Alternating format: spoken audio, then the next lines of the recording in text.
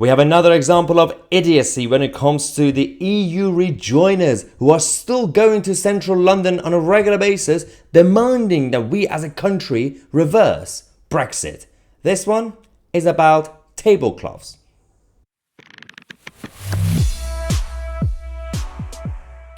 Yeah, I'm not even kidding. So, Ben Leo from GB News, who went to this, the Rejoin National March, whatever it was, a few days ago in central London.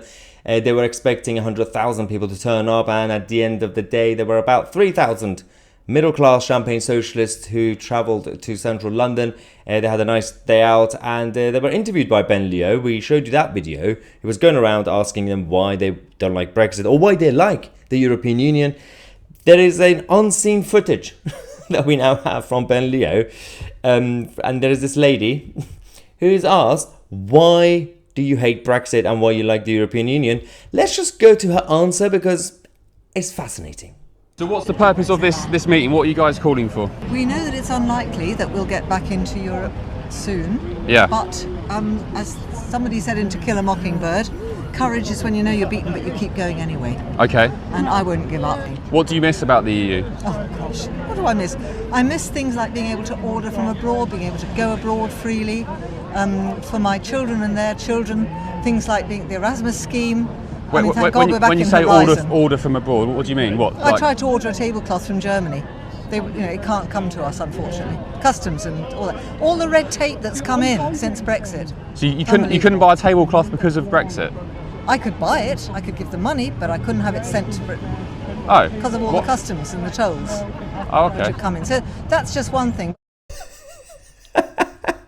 Oh, okay. Give me a second. So, tablecloth from Germany. But all right. So, firstly, she said, "What do you miss about the European Union?" And she initially said, "Well, being able to travel there and being able to buy things from Europe and the Erasmus scheme." Hang on.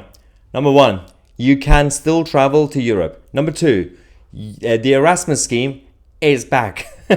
So basically the whole point was to rejoin these sort of schemes. They're not going to get rid of it completely, and the whole point of it was to wait for the transition period to be over. Third, you can still buy from Europe. So she clearly was dealing with some German company that just didn't like to trade with British people, and they just came up with an excuse saying, asked her to pay a little bit more, and she said, no, I can't buy tablecloths. But because we can't buy tablecloths from Germany, we need to give up our sovereignty and our democracy. Ladies and gentlemen, I give you the logic of the EU rejoiners. We have some reaction on social media to this as well. We had Janine saying, people voted to leave the EU for sovereignty, to be in charge of our own laws, to stop paying into a Ponzi scheme, and to stop British workers from being undercut by cheap EU labour.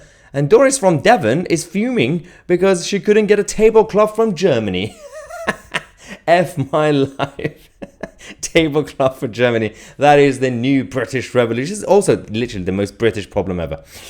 Councillor Ian Gull says, if I order farm machine parts from Germany by 10 a.m, I can expect it to arrive tomorrow, day after at the latest, if it's in stock.